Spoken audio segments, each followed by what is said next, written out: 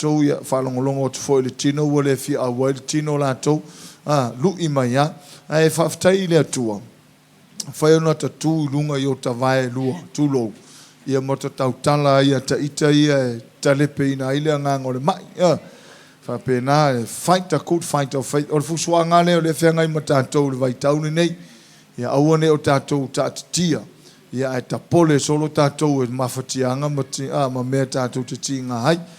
Hallelujah. Wa uia so ia o te furu loa pe makua I e ki ngā mai ale ulu e o e matiu vai tu lo. Ai e furu le lua o le koruwa yaso. Ia o te whelua I ma le mo le Vicks folele o le taikapam o isi kwa I ngā mea ese whai ei e tonga white le furu. Ia e whawhitai le atua waka I lofusu. Ina wata matua le upo le atua I o ka fusu loa. Le alos whai ngā sau, ka kūlunga o ka oso whai ai. E la ngona whai istemi folele le whalongo ina o la e ti ngāri tino. Ia e tua e lunga e fusu. Wata te tu ua lo I esa wanoa. E mana I o maua ista ngata mai a ka oko akiri ai. Ia ona tūlo I lunga haru whai whi au. Inga ngā akiri lo le ngā mai.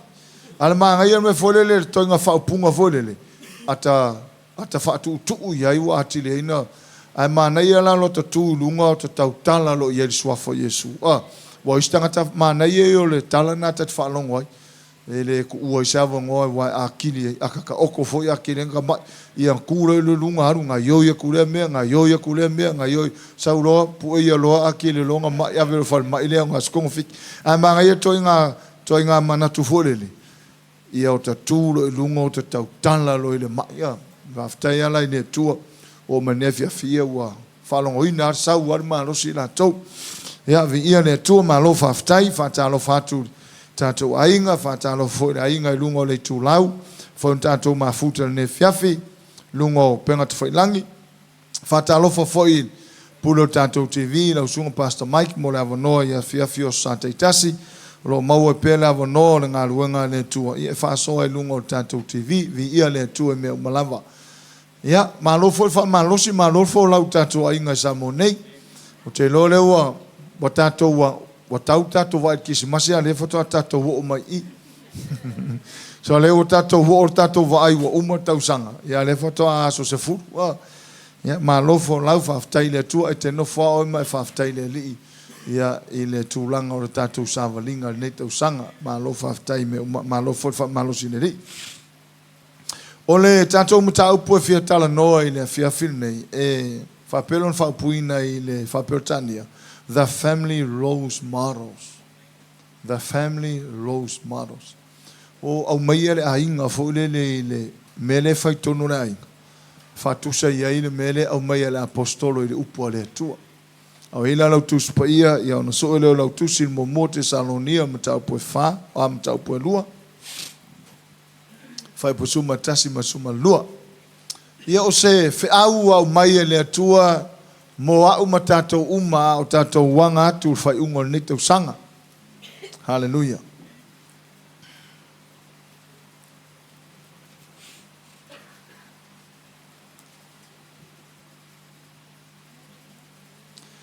Mo mote salonim tau po lua fai upu le suma tasi ma suma lua ia ele ume te foise whiau mo tātou. Ana ona tutu watu I lo finangalo o tātou wanga tu whai ungo tausanga nei. Ia poani o tātou mawhauwhanga o whasoro solo. I le ungo nei tausanga po a tātou meo la whai ai o te losi le fia le atua lau plan o a tātou whauwhanga whai ungo tausanga. Ai mana ia la le whiau leo mai mo tātou. Mai le whai pusuma tasi mwhai tātou whai tau pēr whai o maua. Ia. Peo no tau I loa. Sa mātou iai a te o tau taitasi, pei o le tamā I lana lava whanau. Na mātou a poa I atu I a te o tau, o wha mā whana atu foi, ma tau tino atu. Ina ia o tau sawa vali I a tatau I le atua. O lena wala awina o tau I lona malo, ma lona manuia. Ia. Le lau toi whaitawina. Peo no utau I loa. Sa mātou iai a te outou taitasi. Pei o le tamā I lana lava whanau. Na mātou apo i atu ia te outou. O wha mawhanawhana atu foi. Ma tau tino atu. Ina ia outou sa vavali ia tatau i le atua. O le na vala awina outou i lona malo malona manuia. Ona whauma iai lea o se manatu whapea the family role models. O le taumawhaia maro le ainga whaule lea nga i le upua lea tua. O nā tātou mā whaumawawa ai le tala lea. I le tala noa la apostolo, sa tala noa whaatama. Sa ia nga lue i le kalesia te Salonia o ia o tama. O nā lao le kalesia te Salonia na maua le apostolo Paulo. Na ia whaatuina le kalesia, o na ia tala noa lea, o ia o tama, a o le kalesia le, o lana whanau whale anganga. Tala noa le whanau whale anganga, a o ia o le tama whale anganga, e tausia nganga o le kalesia te Salonia. Mātou whasore ta hau whalau niu le, tau mawhai o listangata e whata ua le lua vāma listangata. O le tātou matawhai oi lea o le whai le temini nei tono le kalesia. O le whata ua e oi o le vāo oi ma listangata. Ia i lo le lua vāma listangata o le assignment te lelea le au keusano le tau mawhai e whatino o temini nei. O lo tau mawhai e whau listangata ia malos. Ua tele nei vai tau le tau mawhai o tangata e whaato i lalo lis. Tau mawhai le tangata e whaongala na pule e whaamuta i le tangata. Tau mawhai le tangata i nei tau mawhai ia sili atu le tangata. Tau mawhai le tangata i nei whai whaupunga e to i lalo le tangata ma vai vai le tangata. Ai le o le whina ngalo nau le atua. Whina ngalo le atua le tono la fionga pa ia. Iana fionga pa ia. Whai mai. Ia whape na ona tau sisi tangata uma. Pero tala lea na matu whasoa tai hau mauma le tusi a Roma. O me tau po su whar whai po e su tasi ma su lua. Whai po e sfuruiva. O lo whape mai. Tau sisi me tupu e file mu. Ma mea foile le e tupu e wha mawhanawhana. Te loa leo o wha manatu atu mo i tātou pēr whape tele i a ngai lungo tātou media i le awa uli nei. I le nei aso. Tā ua ia.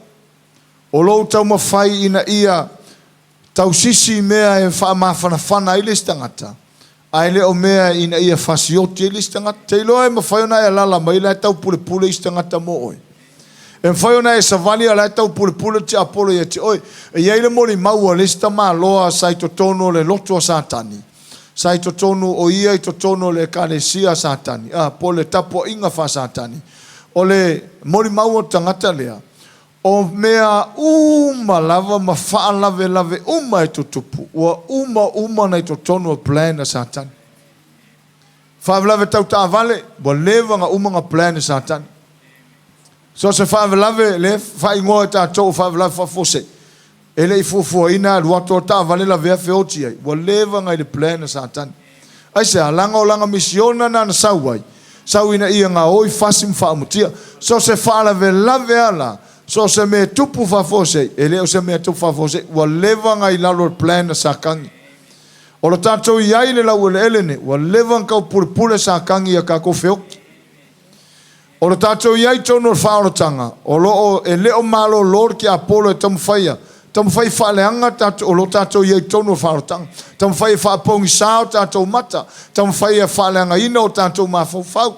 Ina ia whano i tātou, awana i maua tātou le winga moni o tātou iei tono whaorotanga. Whai nā tātou mata te leo whaorotanga te minei, e se pei umai leo se whaorotanga. Nā ona iei ara upwholele, o nā ana kou rokori, o loko whaoroinga, a o me whaia tangata i le whaoroinga. A o tala tangata i le whaoroinga, a o winga o tangata i le whaoroinga, a o le maftanga tono o le maftanga le e le whaoroinga. O ina la tau te loai, e ta tau lava le keusiano o na mataala te minei, ma tātou loa moni le winga, moni o le tātou iai to tono o le whaolotanga, o le whaolwhaninga, o le ahinga, o le atua. Ina ia tāo fia ai, ia oso whainga satani, o lo tau mwhai oso whai tātou. Mō lo sila fiala, o lo iai oi tau pulpulenga te apolo. Whaia tau te mata whalenganga i te loistangata, ma losi awa i vai. Ma losi awa i vai, ia Fetau I fore se staimi va pe o to wa I fo te apolo. Wa I sanga te va penala totala ia. Wa ka whakamana fo I malosi fo ki apolo. Wa malosi mai fo ki apolo wa ngai ainga wa le fa malulu o foi lau sunga wa ko fo masinga le o ngai ainga o fa wa malosi fo ki apolo. E te loso se te ime talo no te ngata whapena o malosi ki apolo. Mai mau penga peva ai o tatou mata ti apolo ke minga. Ma kua I ka vale vale le fia fia. Kua I ka vale vale ki apolo mo suma. Ai sea kua I mi mika wa e fai aku. Wa malosi ngai. Mele le ka kaunga ku kala ngoa whapenga. Wa malosi for ki apolo. Wa malosi for ki apolo. Ai sea e mi mika I ki apolo ai le o malosi. E leo si ki apolo malosi. Ki apolo ua le aiso na malosi. E masanga uso tātou pesa vole. Jesus is a winner man. Aka ko vavai lor ki apolo. O lan me, lan fai upu afar ki apolo. O lusa. Ia ise kai me uso kore ke sanga lusa mena fai mer ki apolo. O lo la wasa ia malau pese. A lusa o ngai lusa ele o. So le mele tau mamala mai tātou. O le tau te iei lalo tau purpulenga ti apolo. Ai a tātou malama ia wala e tā ofi ai tau purpulenga ia. O ila ile upo le atu. Mele len fai tala Paulo le karisia Roma. Sfur fafa suiva. Tau sisi me tu porfile mu. E le isa vangor ke apolo I ngā pea wha pea. E tu porfile mu tono maftanga. Tu lai marfile mu tono la hinga. Na le tau lai tato vai me tu porfile mu. O le si fai unga le mau fai suiva le Roma su fa fai mai. Ma mea e fe fa ma fana ai. E le ai ma se vangor te apolo le isa vangor te monitono so se maftanga po le ainga po le rungali I po fela. Pe a fa pe tau lai le tato va ai ma le tato mata I me tu porfile mu. Tau lai tātou wawai I mea e whai maa whanawhanai. Ia tau lai lau sila na o mea e maa whanawhanai lau lotua oi. A tātou whaia mea le whai maleu po le tua. Wa tātou tā whia ti apolo e leiso na wano I tono le maftanga. Leiso na wano I tono le ainga. Aso se ainga whole le while mu. Kusa la whamerke apolo, this is my family. Ka urki apolo e le songa vango kongo lo wainga. Hallelujah. Talo foi lo tau mai fai. Wa le vango fasa arki apolo mo wainga.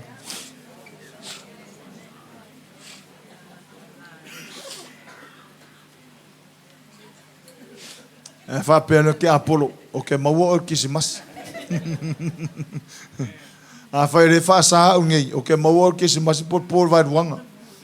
Ngai kau ke apolo po valuanga kisimasi, po valuanga o kausanga fou, o a lava ko inga fianga, ele aia sou o vango e kongo le ainga ngai. Amen. Lange a tātou tau sisi me mawalfile mu, ele isa vano te apolo.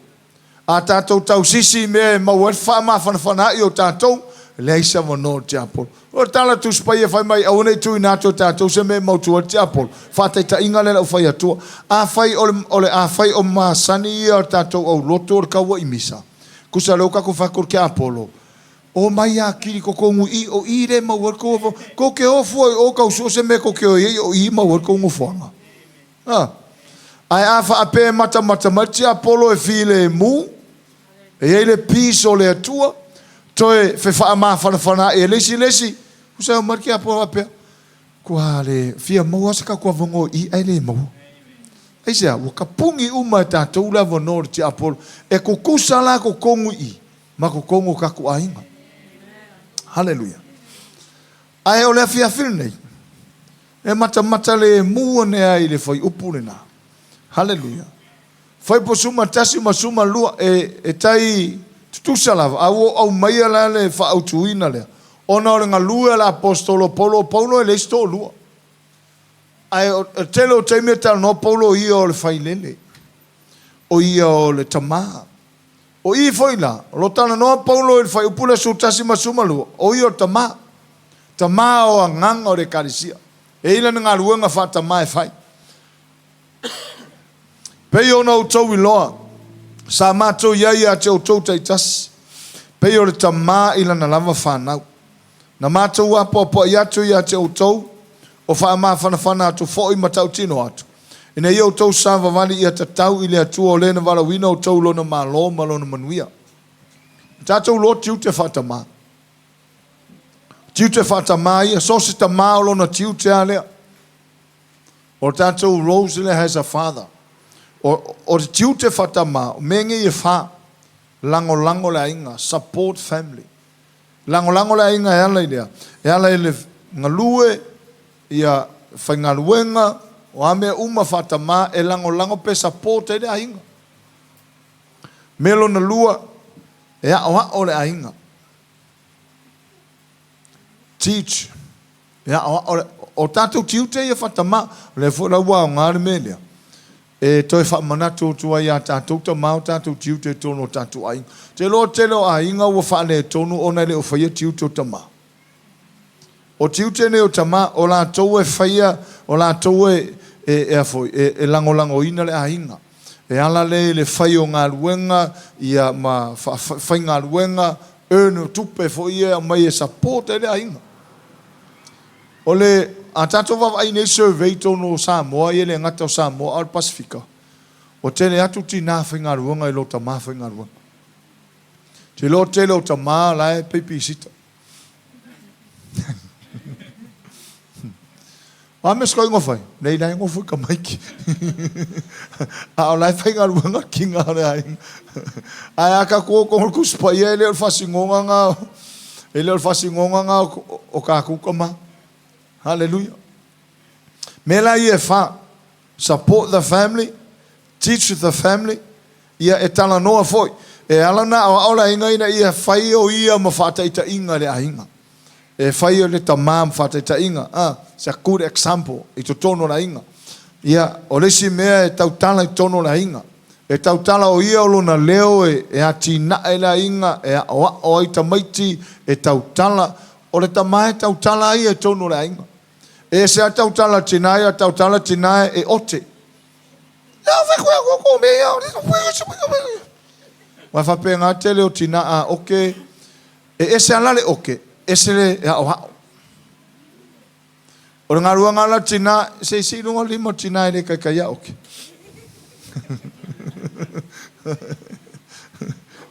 Sos tina e ote. Ai sos tamaya o hao. Te lo tātou tiutele tamā o le fotana no atua o tamā. O lo tātou tiutele o le o tono le ainga. E whaano nofo la inga I lalo, e whaano nofo whanau a te tango e o la I le upua le atua. O lo ta tiute ta ke kiriva inga aku le upua le atua. E o ai ta maite, o ai tangata uma I to tono le ainga. E o ai mangisi uru ngā ria o ta ita o tamā o le ulo le ainga. O uma I le upua le atua. O le tiute lana. Tele lau ta male ma koi whakamālai I le vahenga le. Tartalo mai li mo ta mā umalawa.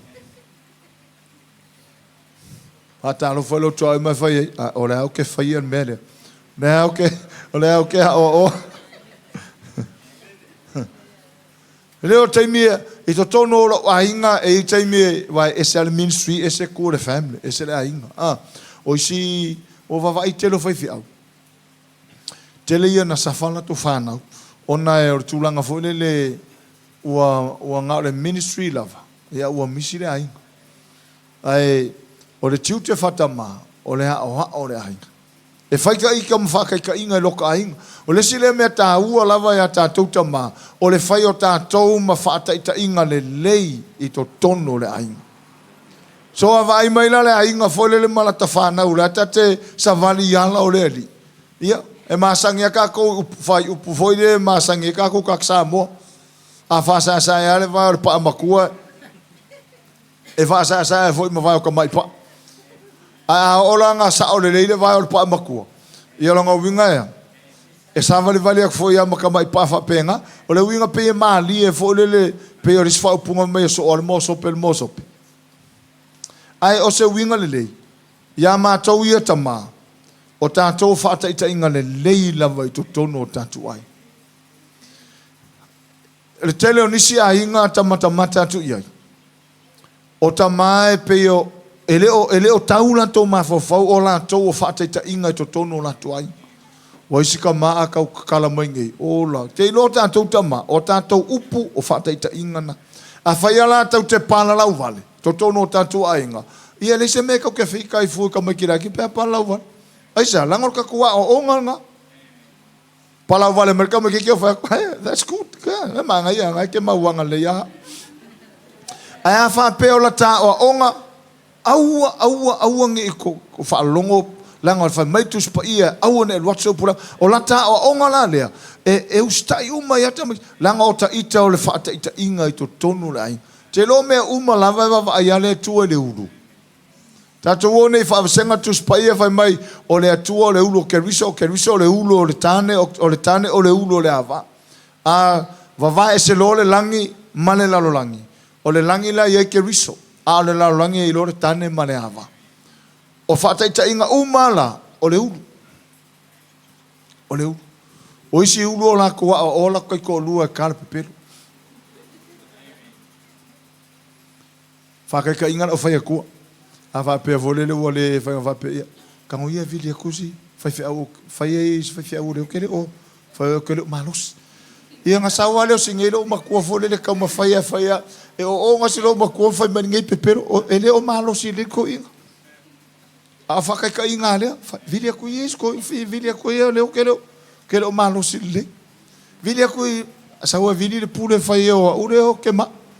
Ia nga saua leo ki ngā e whai ngei pepelo o, ai maa fua mai lea o onga lea. A tatou wawa ai i le me lea. O le tā hua i o tātou ta mai tono o tātou ai. E whai, me mua, e whai tātou ma whaatai, ta inga le lei tono tatu ai. E taimi e leo te tele ai mātou tama. Ai leo whaim whatei ta inga. E iei le mafuanga ua vātu o le mele. O le mea mua. O le upule sau mai i. Whai mai. Pei o nau tau iloa. Sa mātou iai a te o tau taitasi. Pei o le tama i lana whanau. O le fesili. E se mafuanga tā ua mai e la apostolo whaupunga lea e pei o le tamai lana whanau. A o paulo na te leo la ngona, ina ni la ngona whatamai lana whanau. Langa le isang whangau. E le whaingaru atu au wholele tala noa ai le i olo mamlama e le treating o whangau langa le isang whangau. A o le tala noa la apostolo e iei le mafuanga ngā whaahali ai e le nganga o le atua la apostolo. Na mafoe ona ia tusia le tusi le kalesia. Mawhai eil whamatalanga lea. Sa matou iai a te outou taitasi. Rona winga sa kanso le, sa whaamalosi la apostolo tangata o le kalesia. Teito tas. E pei o le tamā i lana whanau. E ilo le leia la apostolo. Le maftanga lea le tamā ma lana whanau. Pei o le tamā i lana whanau. Like a father. Kau karango mua inga. Tato wawa aina mata upu lea. I le tiu te whatama, e tolu mea ia tā ua mai i le ngaluenga whatama, o le sa whaia tamā lea i le kalesia. Tamā whale nganga. Pei whaira o le ngangana lea o le whaingo ai mātou whaifi au. Tamā whale nganga. O le anma fuanga le whaingo tamā whale nganga. O Paulo whoila, e whaingo whai o tamā whale nganga. Aisa, langa o ia na whawha nganga o le kalesia lea. Tolu ala mea ia tā umai i. Apoapoai, whaamawhanawhana, matautino. Hallelujah. O le maftanga tamā i lana whanau. E le eise tamā e na te ao se ina lana whanau. Tamā umalawa a o na whale tonu whanau e nofo i lalo e whalalare sasa e ao ia ma whaatonu. O lana mafuanga le ni whainga ruanga le. Ina ia sao le leilisa vali le tama po le teine. Ina ia sao le leilisa vali le atali. Ia sao le savali le whanau. Ia tusa maala o le atua. Tusa maala o le atua. Mafuanga fona le o sau o paulo whai mai. Pei o le tamai lana whanau. Ono o tama. O lana o onga le whailona ainga. E na tea o a o le whanau. O le tiutele o mātou tama. Au iela sta ma mai mo mai posta ma fa fonga mai na tele o tonu lon ai. Ia wa nga fu ila nefia. Seme. Aunga. Wa ke lu ska mai e umale aso ngale peko o peko mai ko mingo ku I piriaki mai I peko o peko mai vela ska ko me ai le isa o ongo fai a o tama o I fo iskai me e le tala no tama e tala no tina Ianga play lo le tina fo le le o ko I kuka ko fai kanga kakala valava ko fa mamame uma ko sa iko sa fai ko fai ngalu al tama ai mai o io lava tatu nga ruanga tama ale o tatu ai pela Paulo fai mai na mato ia te o tau fa pe o tamaila na lava fana na mato wa o le o ngale apo fa ma fana mata utino le ale nga ruanga le Paulo fai mai le nga ruanga le ina ia o tau sava vali ia tatau le tua walk worthy ia tatau la usavani ia tatau la uola mole atua ona nga luenga le tama e faila na fana tu tono le ainga ina ia mafaina o tamala na fana ia e ava ile atua ia e matau le atua ia e ama o le onga la tama ia o le ainga ina ia sava vale tu se mal fina ngalo le atua saulo na Paulo faila na luenga le ile kalesia ia o tau sava vale ia tatau ile atua o le na vala wina o tau ilo na malo malona manuia wa tatou la ia wa vala wina le atu ia ilo wa vala au le atu il manuia wa vala au le atu ilo no manuia taimi nei o le tatou te o fala longo ine a o ngatai pe o tala polo sa tu se efeso e fa no fo fa tasi tatou mai e me o le lang e tau te feo ila lo nei au leva tau pule ma leva na ia tatou le mafau le tu o mele la wo ia fa no fo fa tasi tatou mai ai me o de lang o tatou ia foi la langi nei o vala awina I tatou I lona malona manuia mele ta wel upole tu e fa ma fana nei tatou nei o tatou se mo tatou wala tu ai ai o tatou savali vali le ala fo tala polo le fane kalisi kolose pe mata le kalisi kolose mata mua o le fai se fulu le fai mai I o tou sava vali ia tu sai le atua o le tiu te fatama Lale no ta inga la apostolo ina ia tutupu tangata I le ola ia tutupu tangata ia manolosi ia tutupu tangata I le fina ngalo le atua amen wa le tiu te le o tatou ina mfaion tatou tala noia tatou whanau wala mai foi la le apostolo le mata upule mo tatou le fiafine haleluya e mafaion na tatou sava vali ia tatau I le atua nei tau sanga ia ele fa misino ele si savani ele e fa masino al fa fiau ia langa ia savani wal ska ka fa penga o le va ve ia langa fa masingo savani ele ele o savani fo le savani vali fa pe savani ko fa ui a savani ela va ia savani le ai ole ola ina le tangata o le fina ngalo le atua ole talala tu spai vai mai Paulo ia o toa ia sava vali ia tatau lono winga e ia lava savali e tatau mane atua e ia le tatou sava vali e laina tu sai tatou mal fina ngalo le atua o le apo mai fona la apostolo mo tatou la ingo le atua termine e matua tala fe ngai o tatou sava vali le la anga tu fai ngo tau sang tele io me fai ngo tau sang fai ngā sao fai ngā maliu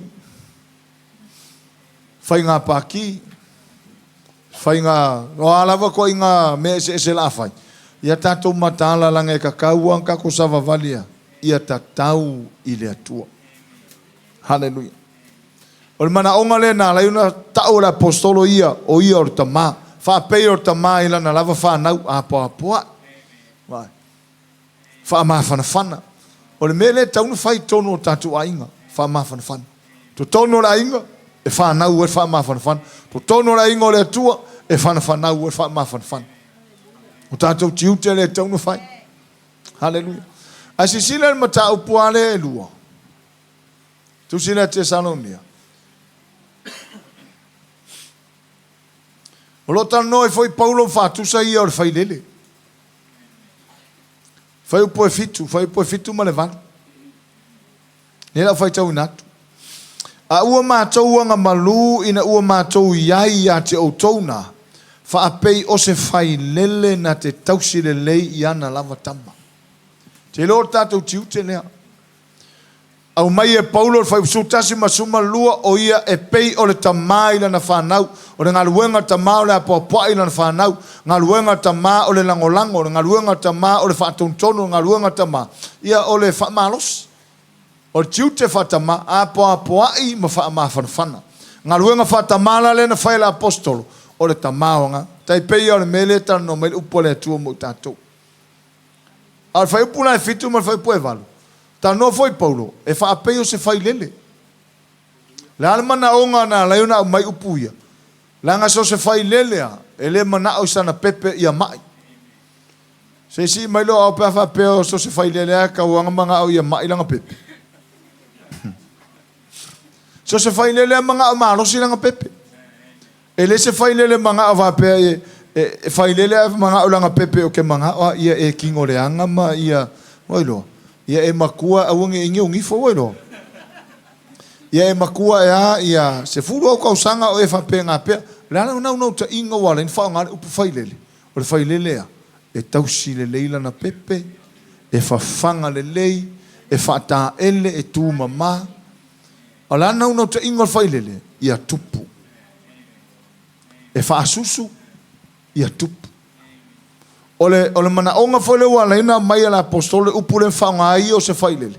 Na te tausia le lei anganga o tangata. Tilo ole matawhai oi uma le a tātou. A e whaalatalata i se tangata.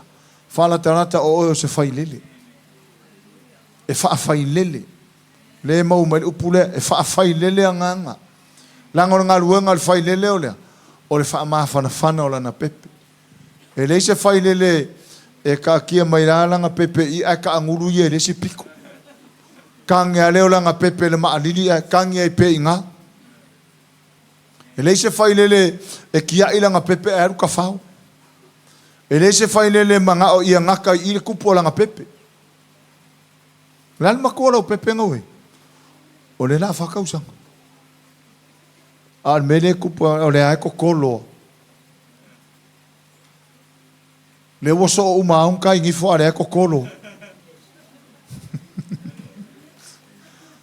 Ele foringa mo se pepe, foringa mo se meka fa fefea. O le ase ngau ka ingor failele. Ia tino le leila na pepe. Ia soifua maloloina la na pepe.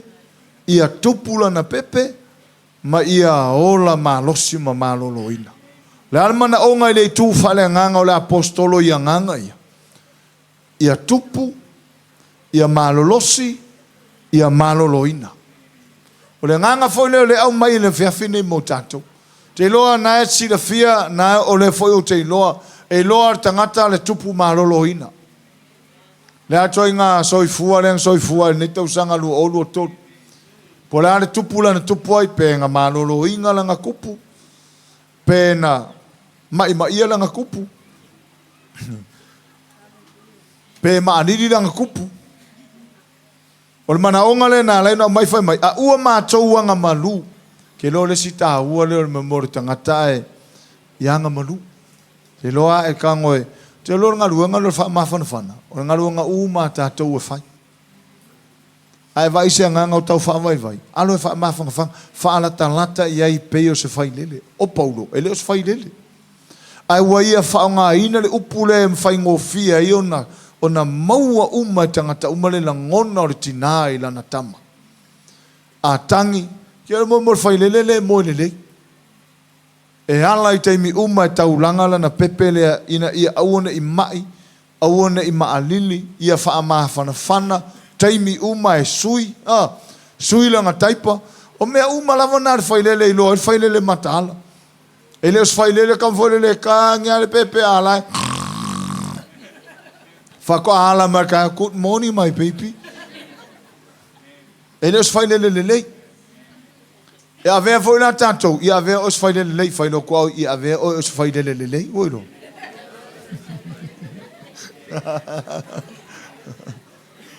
Nge ke o fa per fai lele ai na tina la o fai lele la o fa ngau le ai e fai lele u ma ka ko fai foi ka o fai fe au fai lele ai sa pe o fa la tala ta tu ia te o tou le upo le atua ina ia fa fanga le le o tou ile upo le atu ai fa la tala ta foi la sistanga ta fa ma fa la tala te o fai lele lele fai mai le tala tu spai a o ma tou anga malu kasi le me ka mo o mar fa na u le atua a whaana talata o tangata ia anga malu e ko nga whaana kala ka foi wala mo fa foi a kumenga wala la me ko kapa mai me se kalo ya a fa fia ngo fa ko inga o menga o saula fa pia e le ko nga whaana kala ka nga ka whaana kala ka a ua matou anga malu te lo fe lolo tato vai tau o lo fa ora ina tangata e foi kai me ko me e ko ka nga ka ko a o tangata ia e ni ka whaola inga mua o le makua i lenka ngaka lava i lole atua ka mo foi e mori maua se o atari i Papua le mo te mafuta mori maula lonta ma a watu tangata e mori maul suafo Yesu ia e ai uma lava e fasioti e tau le umu tulou ai uma tangata mai ho o se vai a whapea e kuaku se vai se vai misionga le ai malo e ku ia maru fa kwa ai la ia ko nga ka la nga e le ia ka nga ia ko i ai fala talata ile malanga bulu o tato a mosta nga tat fala talata tamo foi o foi ku la ai sai lo mo Yesu a o ta huale o tato la talata ia o se fai lele a ua matou nga malu a ua matou nga malu ina ua matou ia te o tona fa pei o se fai lele le asa uma fau ia i wala ona tau e paulo la tou pei o se fai lele ina ua fala talata ma iai tangata ia ma ua matou anga malu ia a ua matou anga malu ina ua matou iai a te outona fa pei o se fai lele na te tausi le lei iana lava tama te lor fai lele tausi le iana tama fa pe uma le loto la apostolo le vaingo nganga o se ngaluanga foi le tatou e fai le ngata ngaluanga le fai fi au ia ai more a inga le tu pe on tatou tap ai sa lango ngaluanga le fai fi au le fai le inonga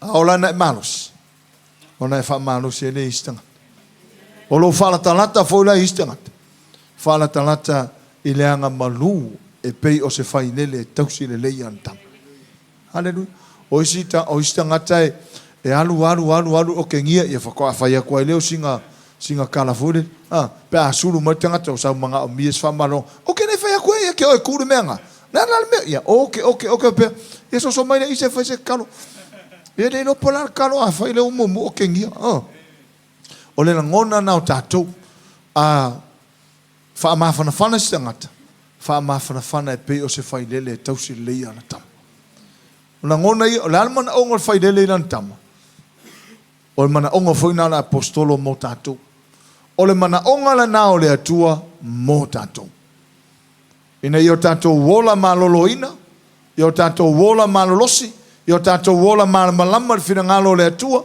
ma ia fai tatou whaamarianga mo le lalolangi o tangata e le i malamalama le finagalo le e te tele tonu o e tele o tangata loto le o malamalama haleluia a tele tangata loto la tala tu tae o le sala e makele mai whapengi markuspa iau le siri mana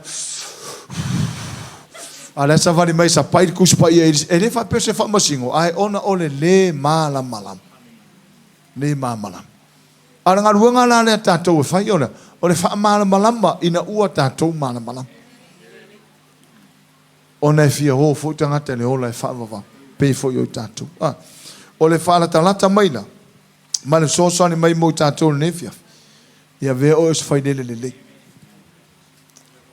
sos fai lele ai loa tau silantama sos tangata whaoraina fo iai loa tau silis tangata e a inga leil fe au neua watu le feafine ma le wha malosi tai au tau sisi a tau o mea maua wha mawhanawhana tātou a inga fo i nei vai tau o tau sanga ma le hanga atu wha iungo tau sanga tātou wa ai mei loa e malosi silis tangata o is tangata wa ai ua le mwhainto e sau o is tangata wa ai pe tau te mafuta pe tātou te le mafuta ai te sila fia sa whaoraina mua mua o le toi whaoraina o tatu ngaluanga na fala talata ye malanga malu fala talata ye o se failele lei e lo tausia tama ye fa marusia fa ma fana e te vai tu a olanto maros o lo pale na il malo le tu la ngai tala Jakob le fai mai le lo fai tau ina tu tala Jakob na apostolo Jakob haleluia fai mai Jakob mta upoe tau poe lima fai po su vanu fai po su viva le au soe ai se tasi o ia te o tau ua se sele upumoni a ua whaafoi mai se tasi a te ia i loa e ia o le whaafoi mai le tangata ngasala na ilo na ala se se e whaola ina ia le nganga nai le oti e ufi foi e ia le vao ngasala so tangata lava ua se sele upumoni a anula le tangata whaamalosi mai tangata lea ma toi whaafoi mai i loa ua whaola ina o le nganga tangata lo toi whaafoi mai ma o le alofa foi na le ua ufi ia ngasala i te na wingala o le fautuanga o le tatu matafa ioi fai fatasi ele o se ngaluanga fa pe o ngaluanga ia ngal fai fiau le la fai atu tala nei so se ma moya e tatau ana fana say amen o tatou la e tatau on tatou fana a fana u mamoe ona mai le mamoe na te fafanga ina mo tausia a faila o tatou o mamoe Yesu e tauna e fana na le wingo na tala tauna e fana e le winga la tulu fa matalanga i tina e tauna fana utina le o tina matama lo e fana uma amen la le wingo fa matalanga a e au mai se nganga e ave ile atua na wa fana amen wa fa o population nganga e sau o so se mamoe ala so se lafu mamo e tatau fana a ola na fana nau tatou maua mai isianga ona au mai na ia lea e fafanga atu le leo mamoe e tausia leo mamoe amen e fafanga ile upo le atua ona o le faifi au o ia leo mamoe i lalo le leo mamoe sili o mamoe uma ele ngi mamoe se faifi au e upo e masa no faifa pe o la mamoe le ngo vai ku foi o kifa ele o sa mamoe vai masa ni ma to faifi au talana o mamoe a karangole se faifi au dis faifi au o se mamoe le nga ele ngi mamoe se faifi au fa fonga mai fu tanto faifi au ele nka ku mamoe o mamoe Yesu le mai ka ke kausia fa mai Yesu pe telo fai tau mai io quero fai que kausi o mamoe ele foi mai Yesu tau si au mamoe ia le au mamoe fa fanga au mamoe leo tamai mamoe o au mamoe mai Yesu tau si au mamoe fa fanga au mamoe tau si au tamai mamoe no wingala o mamoe o mamoe Yesu aranga luanga leo mamoe fai o le fa fanga ma kausi le ala fai mai Paulo na o wanga malu ina ua matou iai a te outou e whaapei o se whai lele. A o foi lana whaamawhanawhana tātou e te whaalatalata foi listangata e whaapei o se whai lele. A tango nei mai tau wingo le whai lele. E lei se whai lele wa o le whai lele. A whanaula na pepe. O lai vai le pepe. O lona tino a ngā le mulemu. E le o māmalama le pepe mele ia ia le taimile. Ngal pawal me al pepe la fa ngal ka ke ki ama kangi fa pe ngal kangi el pepe ya ele o mama la mal pepe al ngal ngal fa lele e se o va se fa lele aka si mal pepe si me fa perunga a solo fa pe ngai a fa le ofu kaka lunga le lima kui male ofu nei e fa pele o mal fa ngai sa la ngal mule mulo na tino a o solo ele pe o solo tanga fo le o malos a o solo le ulo pepe pe uma faka ele e solo le mu fa pe fu ele pe o solo le ulo tangata fo le o matua o malosi mo ko solo a solo le ulo pepe solo le mu la ngala vai no ngau fa pe nga fo na le winga wa nga o mai fa ile a tal no tangata tal no o le fa ile tal no ile upo le tu fa ma fana ile upo le tu la nga o le pepe le na e kai mele ko pepe ai matua a makanga kausi e se pepe a mata na tausi e failele atu le failele ua whanau maila na pepe ua tau le failele ua tatia mai le pepe a ka lako vai kunga la ua palu ku il faskalo a whanga i lore ngika mai pepe le ai o le ale me tau mai le pepe o le swa susu o le upu foi na le atua o le swa susu le suia mo tangata uma so se pepe a whanga se me ango o le lawa ale me ho o iai ia marfiu ko e popor kiu ko e fiu ko e milil kwao ia o sa ava pengi le pepe ia averoka fa pena foi le nganga o tangata so tangata lava le I malosi le ele a faina polar matua le o le matua tangata e lona soifu le tino ele o le matua na o lona nganga ele o le matua na o lona nganga a fai ua fitse furu tau sanga le matua lon soifuanga le tino masalo pe fato a luz futasi matua le fale nganga tau te longo fia wa ristanga te matua nga me fai mo ko ka makikia lo nga ele makua falenga ele ese la le tino malenganga o le tino o na matua masinalo na ao ia mfa solo to lava na to ina ele fa ape o le ato ina toi malenganga o le nganga ele to ina te lolo nganga mo lo nganga ele to ina e malo sia le nganga e matua le tino ma vai ai malo sia le nganga a ona tatou mafau le nganga le fanga ino o tatou a ona malos o istangata fato a luas furu tau sanga pe fast furu tau sanga le matua o lona tino so fuanga nei a ua ono se furu matua o lona nganga ua matua fale nganga wai loa fua luma wai loa fua tua wai loa tala noa wai loa fana talata tangata wai loa fa malosi le istangata o istangata o matutua a tala noa I loa la tala noa le malos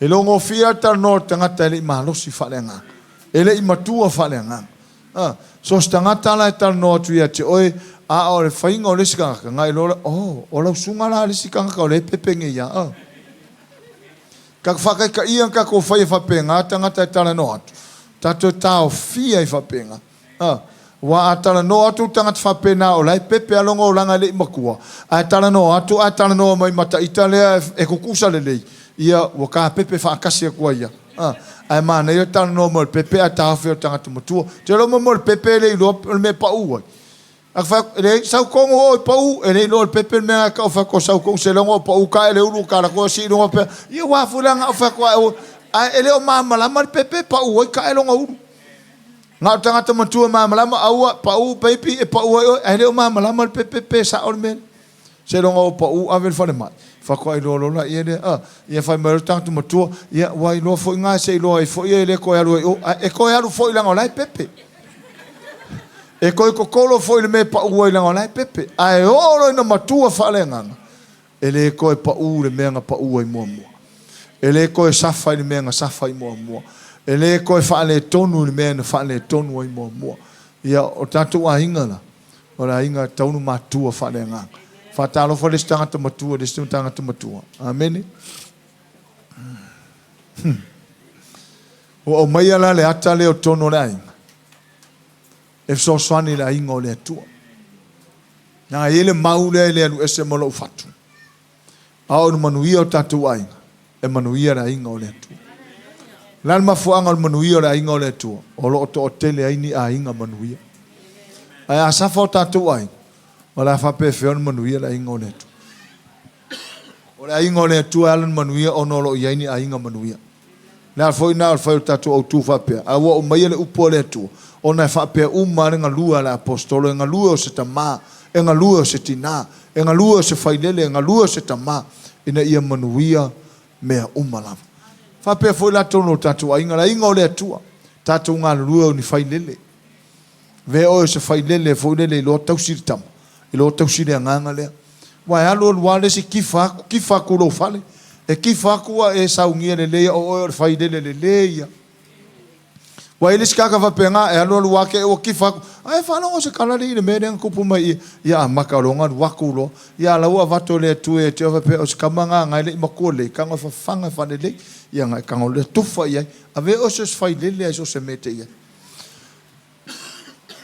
fa le fainga wenga o lo tua oi so se meta no ai So se mea tātou te iai, ia avea tātou ni whai nene le lei. Whata alofa la ia lo tua mai whai iai o au o le whai nene le lei. Mo so o se tangata. Amene.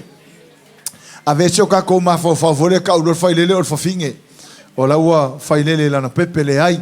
E le tū whale nganga e mawhai una whanau le nganga o le stangata ono sau whaso. E stangata ua liu sau whaso o le whai lele. Na ua e whanau wina tangata lea.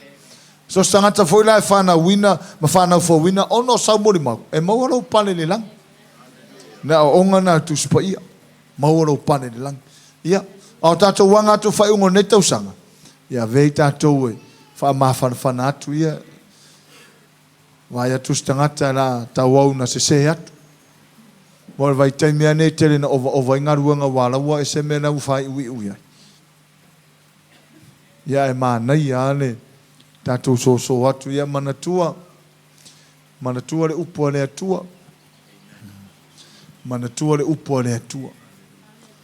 Fai ungo tausanga nei. Telefoni si mele leia o maia le atua mo tātou. A matanga mo le tausanga fou. Ia e loa e foi nisi manu ia fou e vato. Na fou ai alala maiwa e lor swing o lo ainga. Ona o le upua le atua. Fai foi o estangata sa uma ia wa manosi o le whamanianga na o le tāua le o le tātou wola i le upua le atua. Fai ai o whamanianga, fai foi te loa e fia sisi ainga tala noa ia te oe mo lo ainga o na o le upua le atua na i lo ainga o le whamanianga na se vi inga na o le atua. Ia, whamania te le atua se tātou ainga e le na o le whaifi au mō tātou uma.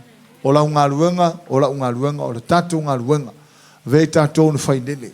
Vei tātou ni tamane lei. Tau sia nganga o tangata, wha mawhanawhana sia nganga o mawhtia, wha malosi sia nganga o wha vai, a wā o re keimini ngei hanga atu whai ungo tausanga, wā matana whai i fui rano le o isi wā. Tau taimi whainga tāne a matana o i fui rano isi wā. Whato atoia wā e fui runga pe a matana tausanga fau. Ia o na tū fui ren whai tau tinonga fui lele. Wā ruatu fui la tausanga maona le anga.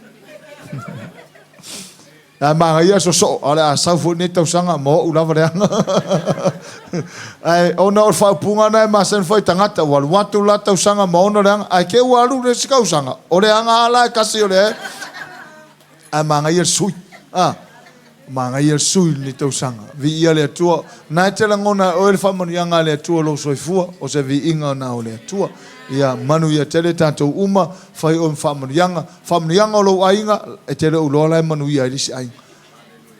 O le upo le atua nei lo ainga e tele uloa lai manu ia ilisi ainga. Al whamanianga le atua nei lo loto tufa la ia e manu ia isi stangata. Ia manu ia tele si tātou ainga malofa malosi malo tau ma se fo tātou ainga mai mo mai a wane ngalo. Hallelujah ave o es whaidele le lei. So es whaidele ai lo tau silana pepe. So se fai lele ai loa si le pepe. So se fai lele whare nganga. E loa whawhai lele nganga. E loa tala noa, e loa tali fesili, e loa tala noa i tangata, e loa whamawhanawhana, e loa whamalosi, e loa whalototele. Ia, e whai mavi inga o le atua. Ia manuia tele tātou uma le ne fiafi, e le suafo ke riso Yesu. Amen.